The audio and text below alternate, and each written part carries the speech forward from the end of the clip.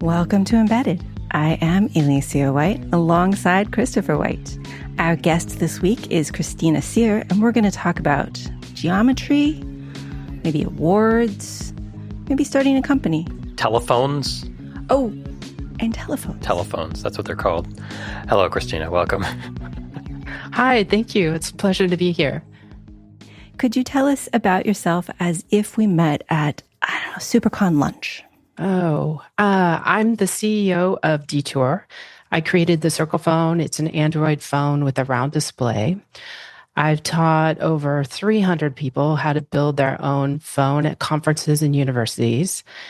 And occasionally I do work on the side for other companies. I've helped them improve their quality and reliability on PCBs that involve communication. And we have lots of questions for actually all of that, I think. But first, we want to do lightning round. Are you ready? No one's ever ready for this, but go ahead. What is your favorite communication device that is not a phone? Oh, that's a great question. Radio? All right. Favorite shape? I love this question. Probably, I'm trying to decide. Hexagon? Octagon? Octahedron dome? Buckyball? Yeah, one of those. Yes, exactly.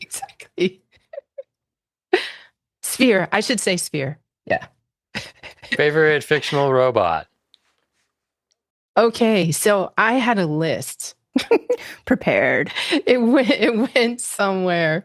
But basically it starts off with, I love vacuum robots because it was the first time a robot could actually do something for me in real life. And that's not fictional. It's not fictional. That's good point. So in movies, I love humanoids because they're so intriguing. It's like all of the complexities of the social dilemmas and like all that kind of stuff is so, yeah, I love diving into that. But my favorite like hardware is robot from the 2018 drama of Lost in Space. I loved that series. So yeah, I loved how they showed emotion on a blank screen on the face. That was really intriguing to me. Yeah, I thought they did a good job with that series. When you said Android, I was going to say, okay, like Data or like Murderbot. But I think now you've kind of answered that with the Lost in Space robots.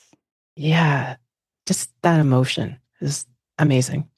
Favorite place to get batteries from?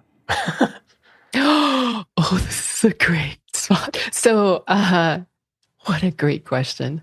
So, I don't think this is accessible so much anymore, especially after August 1st with all the tariffs and everything. But, of course, going on Alibaba and looking for, battery vendors and then kind of interviewing them and asking them, what they can provide and all that kind of stuff.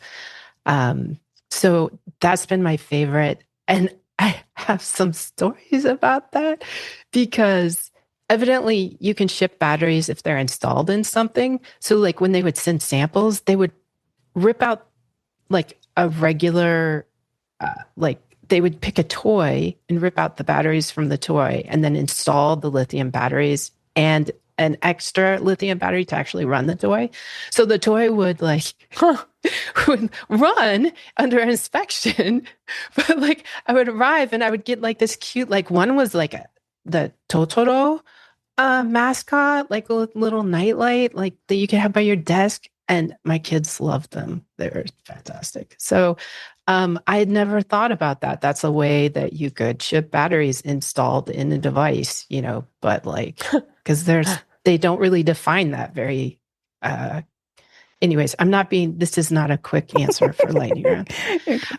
But as a side note, and I didn't put this in my notes, but I talked to somebody who worked for a battery connector company. And she sat down and spent some time with me and convinced me to switch from a pH connector, which everybody uses in all their maker boards to an ADH connector, and it's transformed my life.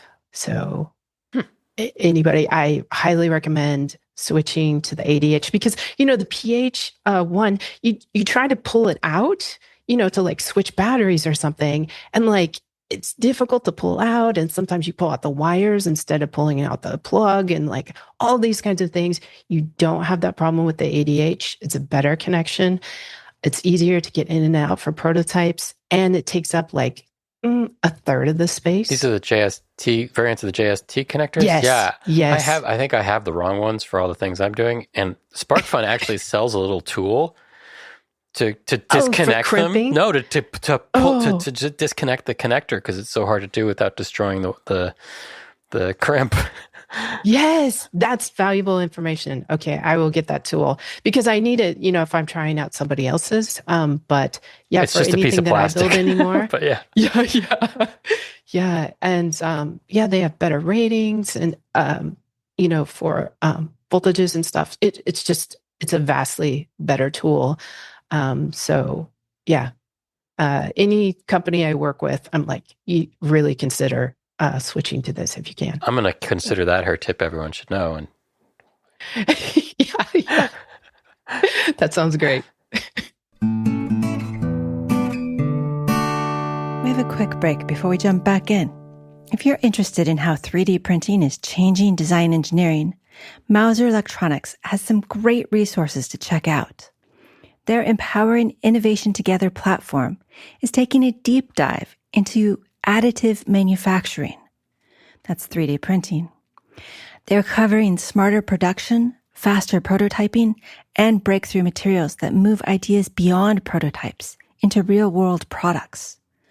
You'll find podcasts, expert articles, and videos to keep you informed and inspired. Sound like your thing? Head over to mouser.com/empowering-innovation and explore their latest content. Now let's get back to the show. Shall we go on to the longer questions? Yeah, let's do that. Yes, let's do that. Okay. You mentioned detour, which is spelled D, capital T, capital O, capital O, capital R. Yes. Pronounced detour. Detour. I get it now. Wow. These things take me sometimes years to get, so thank you for helping me with that. Yeah. And you mentioned the circle phone. How are those two things related? I didn't quite understand. That's a great question. So what we started with was, hey, we're making a phone with a round display, but there were these cool displays that were in the shape of hearts and stars. It's maybe not a star. It's like if you have a bubbly star, it's more like a flower, with the flower petals. Cool. And so we started seeing all of these really cool displays, and we're like, okay, so I think we can do, once we get the software nailed down for the circle phone, like we know all the bits to change for these other shapes as well. So we could do all of these other cool, collectible phones, and all these different shapes. And so that was kind of the initial thread. And because of that, and I had to incorporate, so it's a long story, because really I was just building this phone for myself, but then I couldn't buy parts unless I was, a company. And so then I had to incorporate and blah, blah, blah. So the original question was the linkage. So originally the acronym for the company was designing the opposite of rectangle.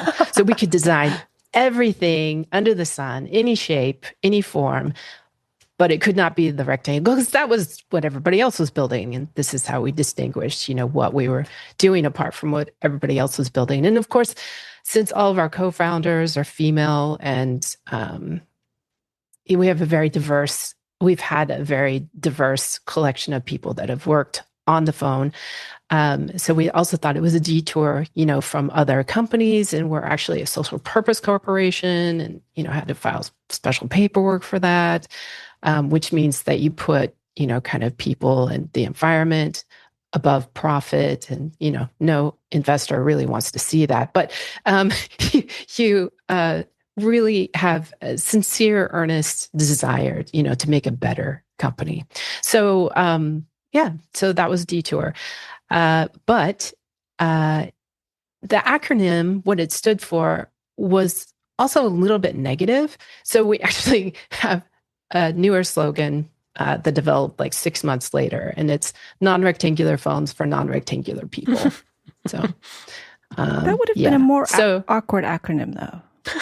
Yes. So sometimes we do abbreviate it. So, non-rectangular phones. So it's NRP, but like that doesn't make sense at all. So Nerp. Yeah. Okay, a social purpose corporation, and this is yes. U.S. based, but is a and it's only in some states. Sorry to interrupt. Oh no, that's good. It's a for-profit business, like a normal corporation, but it also has a specific social or public benefit goal. Yes, and in general, companies who file as a social purpose corporation are generally environmentally focused.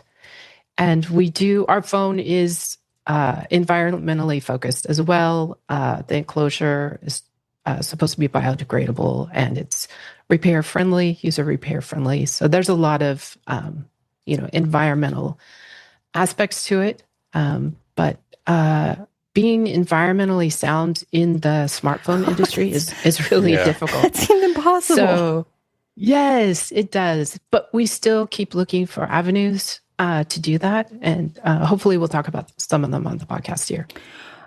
It's funny because we only very recently talked to Steve Hinch, who made it a point to say that corporations, public corporations, ones that are shareholder focused ones, they have to do what's in the best interest of the shareholders, not in the best interest of the future financially of the shareholders, not in the best interest of the workers, customers. It has to be the shareholders, which is such a limited and limiting view. Yes, I loved it when he said that. That was just really grounding. Yes, that reflects everything that I've seen in the industry. So it reflects a lot of what's wrong with the industry. Yes, it does. That's kind of new. No, it isn't. Mm-hmm. I thought before like 2010-ish, there wasn't quite as much focus on that. All right, this is my imagination of No, I'm thinking back and forth on that. Yeah. I feel like I heard about fiduciary duty long before that, but I think we're becoming more and more aware of it. Maybe in current years. But yeah, what was it before? Like even in like the 1920s, like when they got the railroad up and running, was it in the best interests of the investors, or? That's a really good question. You might be right. Yeah, I don't know, but I remember it being complained about somewhere before there. So I thought it got stricter recently. Possible. It's good to know that there's an alternative, but you said there's more paperwork. Yes, but you do have to claim it kind of submit formal documentation when you incorporate. In addition to that, then you also have to have a social purpose corporation annual statement, and it's tied to your websites. So you have to have that as a main, at the bottom of your website. You need to have a link to that. So, but I have to say that most corporations who file for SPC are not around 2 years later. It's really a well-meaning filing. And then also, if you're not in it for the investors, if you're in it for the environment, maybe you've sold all that product and then you close the business. I don't think it's worthless to do it. I think it's worthwhile to do it. But maybe it is a factor of that particular setup that makes the company not be alive for a very long but we've been alive for 10 years. So. And do investors run screaming when you are near them? I was told that initially, but I think investors run screaming from hardware faster than a social purpose corporation. So, I think there are worse things that you could do to pose your company to not be investor worthy. So, how do you get funding for your company? That's a good question. I actually don't. So, that's the answer to that question. But shipping hardware is really expensive. Are you entirely bootstrapped? Yes, it is entirely expensive. We've had several successful crowdfunding campaigns. Okay. Thank you to all of our backers again and again and again. I appreciate you. And it's been from the love of backers and also just my family's determination. So, is the Circle phone for sale now? Yes. It's if you go to the Circle phone website, then if you click the shop button, it's available. We have one unit left. So when you say the Circle phone is available, that's literally heavy lifting there. And one of the global unit available. And I just realized going through inventory that we can actually put together a Japanese unit as well. So maybe you'll see that on our website pretty soon. But because they are the last units available on the planet, they're listed at $10,000. So each. So you have to really, really want it. There are people who collect phones, who have thousands of phones. And for those individuals, it may be a worthwhile investment. Or it's also a great dev board. So for example, if you were developing a round display for your car, that you wanted to release to the public, maybe we could, work some sort of deal with you. But so is it a going concern? Actually, I guess I shouldn't have said, are they available? But are you planning to build a lot more? Are you in sales? How? That's a great question. So those were as many as we manufactured. We do actually have thousands of chips actually available still. We could manufacture more. But it's time to move on to the 5G. Mm-hmm. So these are all 4G phones. And we're just waiting for the 5G chips to actually drop even further in price. So the Circle phone has won some pretty interesting awards. One of them was the CES Innovation Award. Could you tell us about that? Yes. So the CES Innovation Award, I was so excited to go and pick it up. So I know that's not what you're asking about, but I have to relive this moment of like getting to go, designing a phone. This is actually the second phone. So the first one was just a 2G phone. It was the prototype, and I was testing it on people, and they're like, "Actually, I want to buy this one," and they're like. And I'm like, no, you want to wait for the 4G, really? No, I want this one. This is great. It's so cute. And it has a small display on it and everything. But so to me, this is like the real phone, the 4G phone. This is great. Running Android. Fantastic. So when I went to go pick up the award, it meant a lot to me to be able to design something that someone recognized like that. But I have to say, in the industry, you have to apply for these awards. And one of the things that I was dismayed about was you actually have to pay money to submit the application, which I guess makes sense. They have to have a team of people, reviewing these things. And I can't remember how much it is for CES, but like for Mobile World Congress, we did submit one year to be considered. And they did consider us. Unfortunately, we lost to the Fairphone. Well, fortunately and unfortunately, I love the Fairphone. and what they're doing is so fantastic. They're, reviewing all the sourcing and making sure that it's ethical.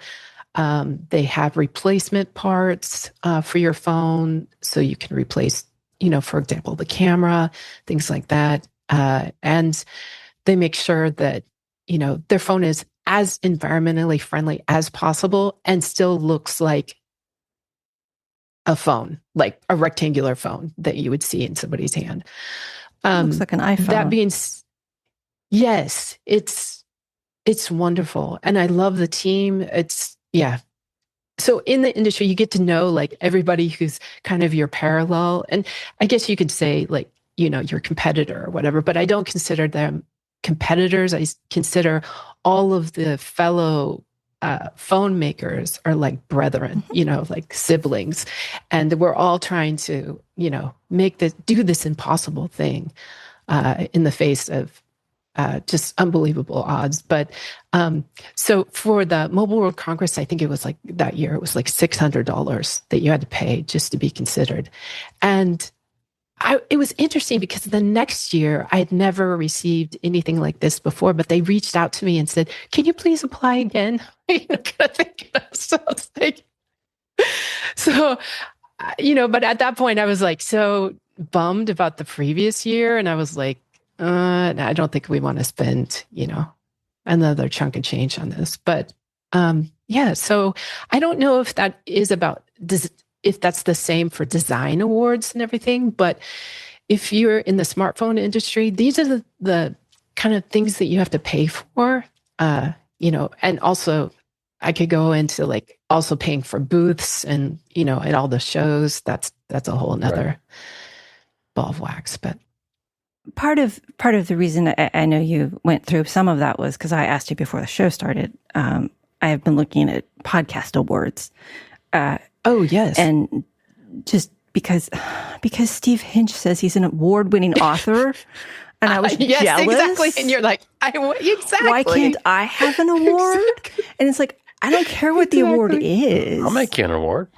Yeah. 3D print you something nice. I'll spray paint it with some and gold. It really, yes. And it helps because I happen to be in these meetings so I'm part of the CTA wireless division board meetings.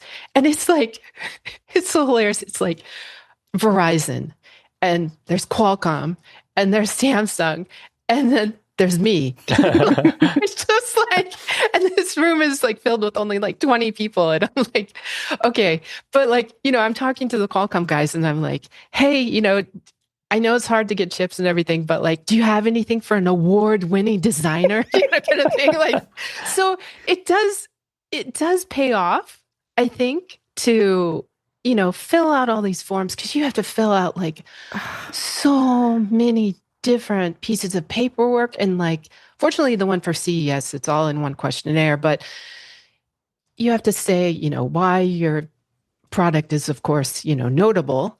But you have to like fill out all these other details. And it's a lot of work. It's a lot of time. And, I'd rather be building the next phone.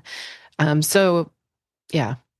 it is worth it to be able to add that to your belt. So I totally encourage you to do that. It is worth it. Just so I can say award winning. Yeah. Couldn't Christopher just go buy me a blue ribbon? I can. Don't know if it'll work the same for you. I know. And, I wonder, once I went through the process and, if you get an award, you're like, did they just give these to everybody now? Because like, I just got one, you kind of thing. But it is hard. It is hard to get an award because you think of there are, how many startups are there at CES? There's like... all of them. I know. One year there was 4,000. Oh my God. Yeah. And they only give away, I don't know, less than 100 awards. So maybe even less than that. But does that mean that like most of those 4,000 paid to be in the running? My goodness, you could make a lot of money. I take it back. I don't want to you don't want to get an award. That's right. I want to start giving out the awards. Please apply. Exactly. I was talking to my friend last night and I was like, in this, because we also do like in the past, we've done philanthropy, like galas and raising money for organizations and all this kind of stuff. And I'm like, I used to look at the people who receive the award, and now I start focusing on who gives the award, or like who looks for these people to give the award to, if there's no formal like award application process, and who, basically these people are the historians of life, who designate like, oh, this person should receive this award. Like the Nobel Prize, like, who funds that? Dynamite, as far as I remember. No, you apply to be. People apply. No, they get nominated. They get nominated. Yeah, right? You don't apply for your own award. Right. Yeah. That's right. So, and then it has to be people who are I guess you could talk to your friend and say, hey, can you please nominate me for this? But like people who get nominated out of the blue, like, we're totally off topic. What's the next question? Should Alicia start the Embeddies? We can work on the name. The Embeddies? Like groupies? Like we could follow you around in like a little this would be the awards with the Embeddies. No, that's bad. I'll think of something better. Oh, that would be so cool. Yes. And we could give it to big corporations. Right. Like, best microcontroller. And it'd be like Nordic versus ST versus... Yes. I have some candidates. That would be so cool. That would be so cool. And they'd have to reapply every year. Oh, yeah. And in order to get best IMU, you definitely have to show me that code. Oh my gosh, that's so fantastic. Yes. Please do this. Yeah, I think so. Because like otherwise, how do you know which is the best like chip really out there? So for example, I'm at conferences and I feel like a drug dealer. I'm like, okay, for GNSS, I heard the Sony chip is like totally, low in power usage, but I hear there's another one on the street that's like even lower, like the secret chip. Exactly, the secret chip, kind of thing. And I have done this. I've done this. I've used secret chips. We did at Fitbit. Yes. But I mean, when U-Blocks came out with some of the combined chipsets they have, and I was like, no, you got to wait a month. I promise you, it will be worth it. Yes. Don't buy the two chipsets. It's not going to be good. And there's also chips that are not available to the public. Yep. Like you have to be shipping 8 million units. Yeah, I went to one company that was and did some work for them, and they were shipping like 8 million units. The weight of that you could throw around in the industry, like everybody wanted to meet with me at CES, and I was like, oh my gosh, there are these chips out here? How come I have never heard of these? These are incredible, kind of thing. And like new companies coming on the block. I mean, everybody wanted to talk to me. And I was like, I want to talk to you. This is fantastic. So. I just remember being in some meetings with some very nice gentlemen from Toshiba. And they had a chip that we used at Fitbit, which I can say now because I've been gone there for a million years, and it's not even Fitbit anymore, so who cares? It was a Toshiba chip, and it was the only one in the world that had a little 2D graphics engine at the time, and all this great stuff, and it wasn't publicly available at all, and we were the only customer.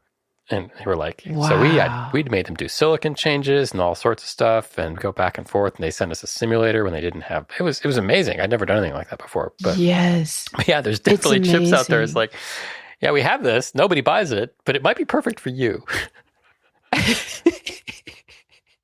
sometimes it is. It's exactly what you need. And you're like, okay, yes, can I get 8 million? They're like, yeah, in about 18 months. Yeah. So it's a different world. It's like living impoverished on the streets and then suddenly getting to go to, what's the Buckingham Palace or, whatever. Like the Buckingham Palace? Yeah. Exactly. I was like tripping over the name in my mind. I'm like, is it the Buckingham? Yes, it is the Buckingham Palace. So, yeah. Next question, please. The social responsibility, the social purpose for your corporation deals with environmental concerns. Yes. And one of the things I saw when I was reading about the Circle phone was about lithium battery recycling. Mm-hmm. Yes. Tell me all. Yes. I want to talk about this so bad. So I am really excited about the possibilities of making lithium batteries from recycled lithium. So there's actually more lithium in a ton of iPhones, or let's just be generic. There is a ton of there's more lithium in a ton of smartphones than there is in a ton of raw lithium ore. Okay. So when you think about that, but which one is more easily recoverable? That's a good point. So actually, raw lithium ore is not that easily recoverable because it involves vast amounts of water. And it dehydrates the towns around it and causes this huge environmental impact. There are programs, I think the Gates Foundation is working on one research project that uses like 1/8 of the water, but really, let's not do that. We have all of these used phones on the earth that we could be reclaiming the lithium from. And the second piece of the puzzle, so it's 2021 was the first year that we could make batteries from recycled lithium more cheaply. Am I using that correctly? Yeah. Cheaper than we could from raw lithium ore. But at scale, you had to do 30 to 70,000 units. So it was not for like a maker individual, but definitely for any company who's involved in large scale industry, this would be a great path. So the second important piece of the puzzle is that in 2021, as of 2021, the recycling of lithium batteries became better. And how it became better was that normally they would just grind the entire lithium pouch pack from a smartphone. And lithium pouches have a little circuit board on the top to regulate the temperature. So basically, not only were you grinding the lithium pack, but you were grinding everything in that PCB. So now recyclers know to remove that PCB before they grind the pack. And the pack only has like 4 or 5 elements in it. And so because of that, it's able to be recycled a lot easier than previously. Those elements are able to be isolated a lot easier. And if you think about it, think about the possibilities. If you are refining that lithium one more time, think of how efficient those batteries could be. I mean, just in theory. I'm not saying that there's research or scientific evidence out there right now, but just probably, if you refine it one more time, it's going to be more pure, more efficient, and you're recycling, because some consumers don't want to use recycled materials. But if you're refining it one more time for metals, it is good. Okay, wait a minute. I can understand not wanting somebody else's refurbished tennis shoes. Right. You don't wear tennis shoes. I have ordered tennis shoes. You don't want anybody's tennis shoes. But recycled batteries, recycled metal. That seems. I mean, we've crossed that with aluminum. I mean, people are okay with aluminum. So. Exactly, and steel. Right. Like 90% of steel is recycled. Mm-hmm. And a lot of batteries, like for car batteries especially, they are done when they're at 80% capacity, when they're still usable for storage infrastructure. So you can just take those batteries wholesale and keep using them somewhere else. Didn't this cause a fire near us recently? That's true of all lithium batteries. Yes. That's a separate issue. But fires are because people don't know to recycle their phones outside of the regular trash waste stream. And so there is actually movement in the last. So let me back up a little bit. So in 2021, I was really excited about this, and I thought, what smartphone manufacturer is dealing in these volumes? and went to pitch them. Yeah. Mm-hmm. Yeah. Mm-hmm. And they said that this is a fabulous idea. It's too early for us. And I said, you're competing against, this other smartphone company who is bragging about, this particular piece in their phone, and it takes up less than 1% of the weight by volume. If you use a battery from recycled lithium, your phone will suddenly be 30% eco-friendly. I mean, just by weight. Think of alone. the awards. Think of the awards. Yeah, exactly. And they're like, no, it's too early. But at CES this was 2025, 2024, they announced that they were finally making, diving into batteries made from recycled. Okay, so now I know which company it wasn't. and in addition to that, I've heard nothing since then from them. But I think it is a long process. We were offering to make 20,000 units and to be able to, substitute those batteries, make them completely to the specs that they had for, one of the lines of phones. And I recommended it, for their second tier phones. And we were going to make it here in the United States. So there is a battery recycler in Texas, Austin, Texas, who recycles only 3 versions of this manufacturer's phones. And so they know exactly what plastics the plastics are made of, so they can actually offer those plastics for sale again. And they do a great job of recycling the lithium.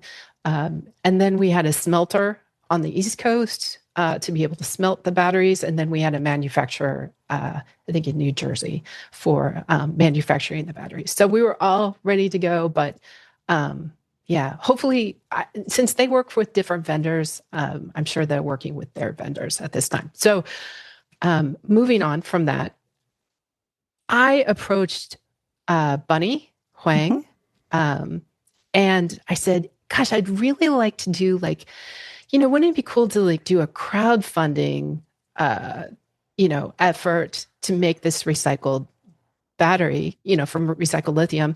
But I'm like, all these maker projects have different lithium pouches, different sizes, different requirements.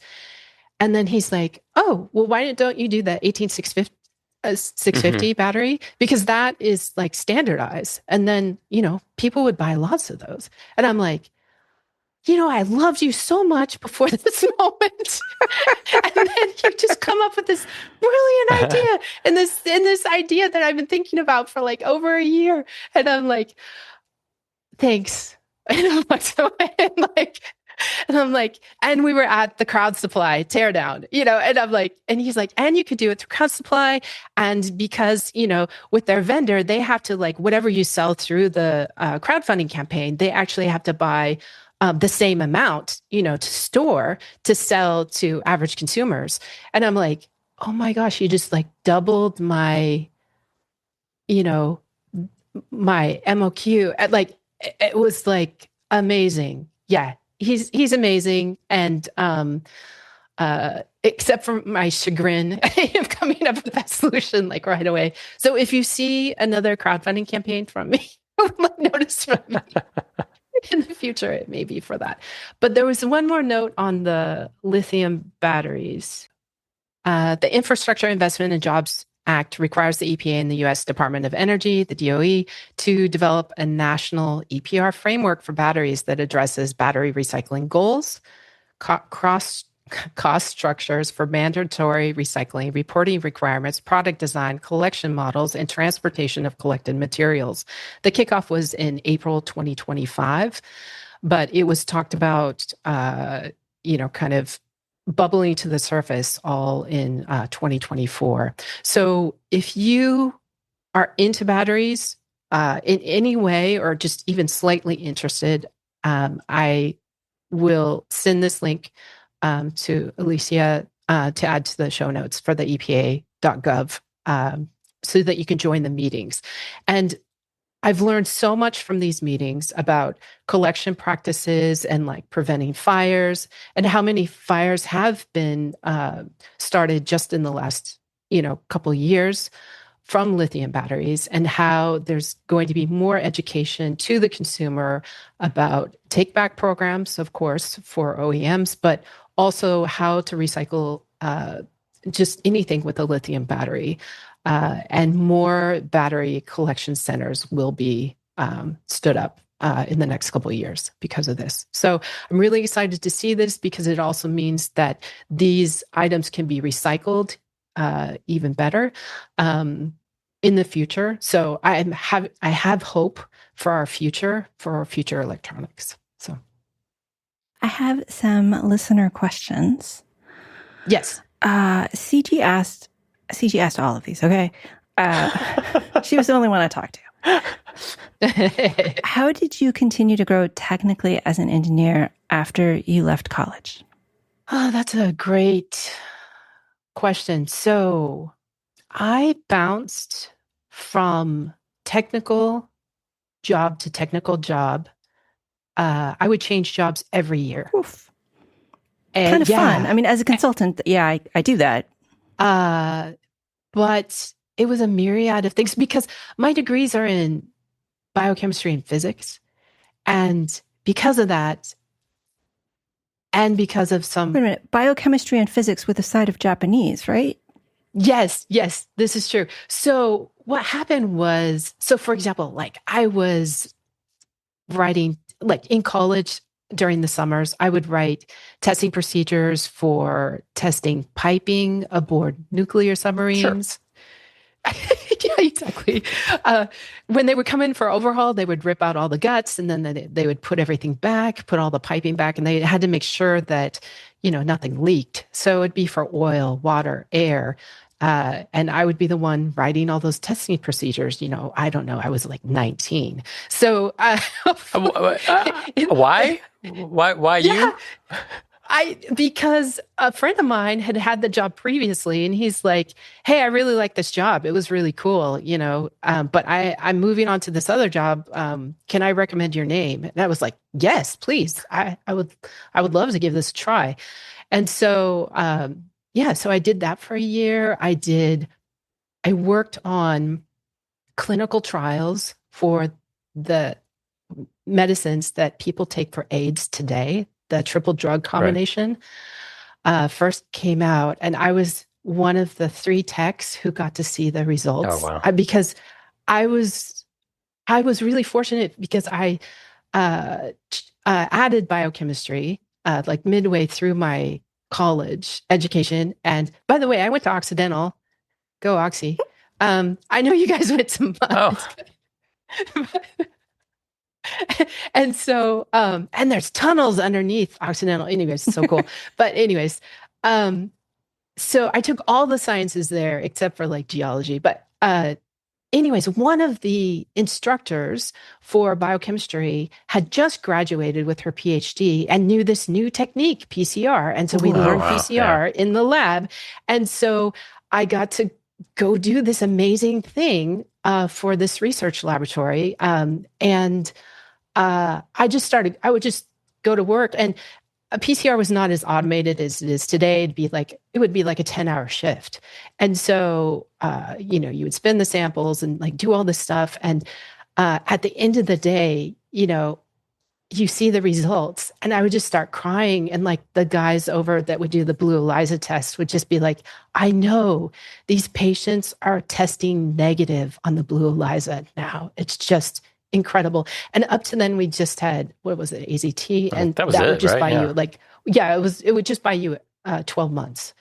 So it's just amazing. So I'm so proud of it's almost like I designed the medicines myself, and it's not. Like I just happen to be a techie. It's cool to be present at those moments. Yeah. Yes, at those moments in history. So I worked down in Los Angeles for was a laboratory for the 3 main doctors' offices that collected all the samples for people with HIV. So that was an amazing job. And then I went through a billion different other jobs. But the first job that I actually had my annual review in was I was working on Japanese software at Microsoft. And my manager's like, "You're shaking." I'm like, "This is my first annual review I've ever had." But it was a great opportunity to work with really smart people and have your job change every like 3 or 4 months. Like there would always be new techniques, new new things that they were going to try. And that was an invigorating environment. And then I had kids and I felt like my world stopped for 10 years. So I took care of the kids for 10 years. And then I wanted to build this phone and I started, building hobby phone after hobby phone at a makerspace in downtown Seattle called Metrics. It was open for like 10 years. It was a huge incubator for lots of startup CEOs. And I met a lot of incredible people there. But pretty soon, like I said, I couldn't get the parts unless I had a company. And so I kind of fell into it. But I have to say, raising kids, it was really daunting being so technical leading up to it. And then thinking about getting into the job force again was just an insurmountable, activity.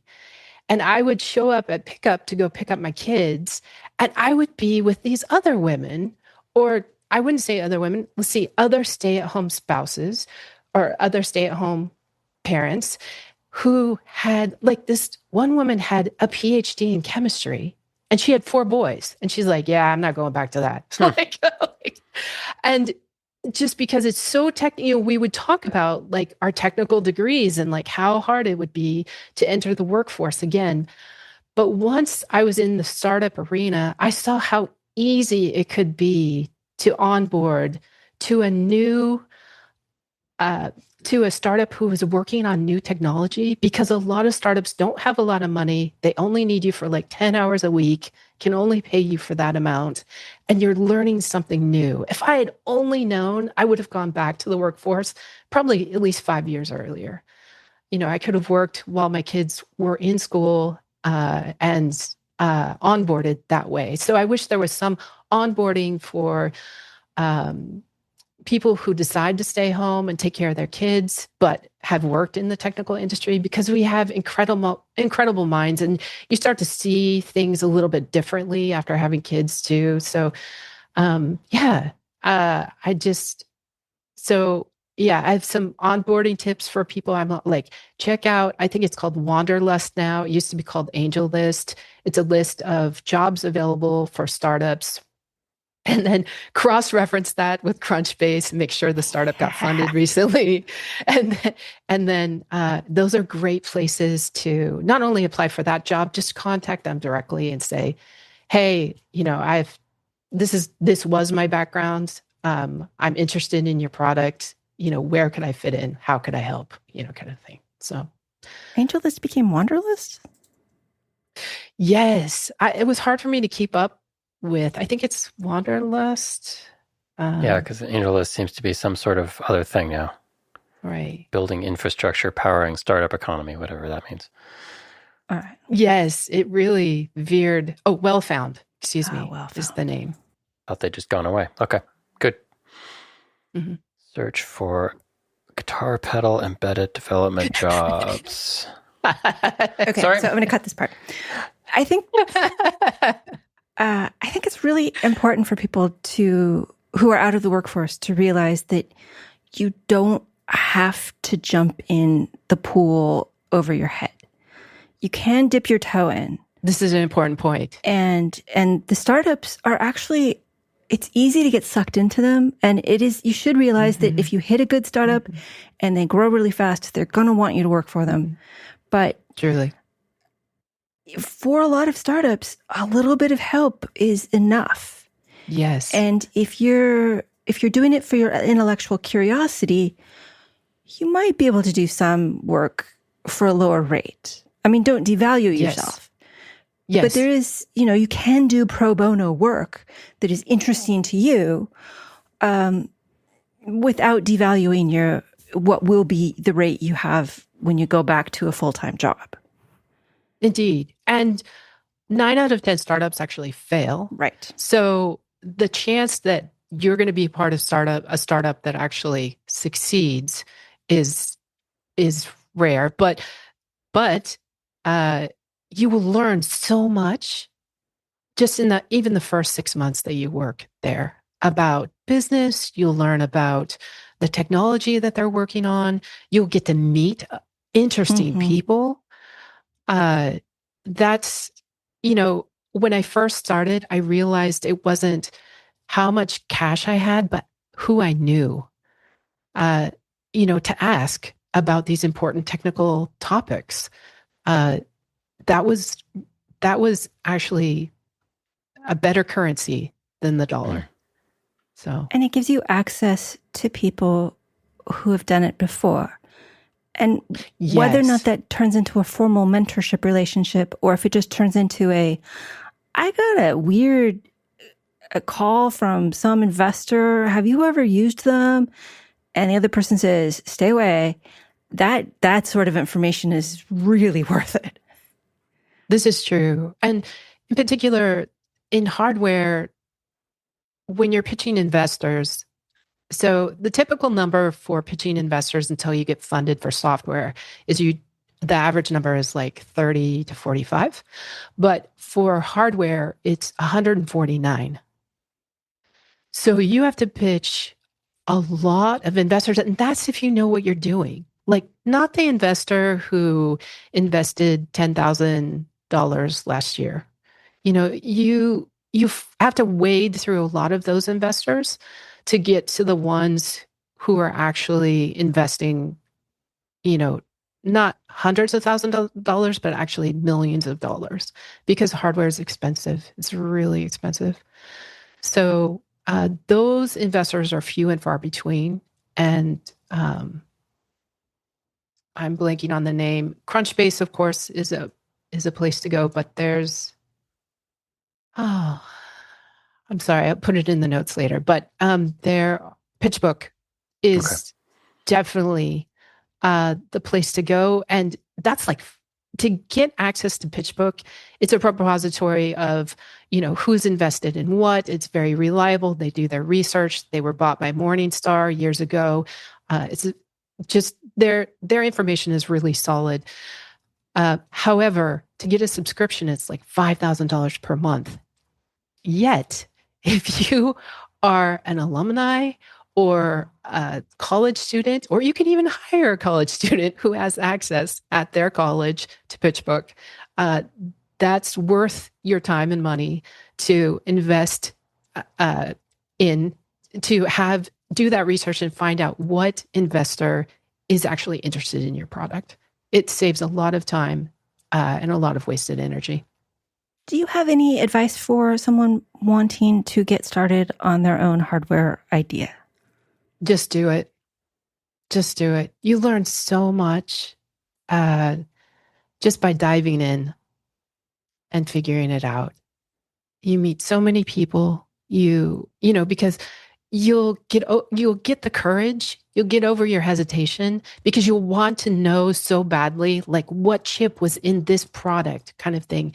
And you will, hunt that information down until you can find someone who's going to give you the answer. And in the process, you will discover people, products, possibilities, potential, and you'll develop your skill set. So, yeah, just dive in. How do you know if it's going to be a good idea? It doesn't matter. It's your idea. So, it's your idea, and you should go with it. You should just really explore it and figure it out.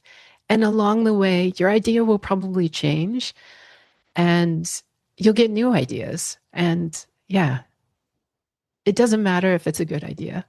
It doesn't have to be a good idea to anybody or anything. Yeah, just do it. And I know that's hard in hardware, because hardware is really expensive, but you'll figure out how to find recycled products are recycled materials that you can build it from until you can afford or be part of a team who's building something similar. So, how do you find the motivation? Oh gosh, this is a really good question. So, some days waking up and trudging to the desk and especially if the day before you just reached a blocking issue and you could not for the life of you figure out any way past it. Always definitely sleep on it. The morning always looks better. Morning routines really important. I always eat oatmeal every single morning. I try to walk the dog every single morning, just so that like normal life can happen. But for me, the key has been having an accountability person. So Seth Kansarian's, shout out to him. He's been mine for the past, 2.5 years. We met at SuperCon, several years ago now. And I said, and he's a sole practitioner or he's a consultant, an EE consultant. I said, sometimes it's just really hard. And I hear about these other, startup founders who have this like 3-point list.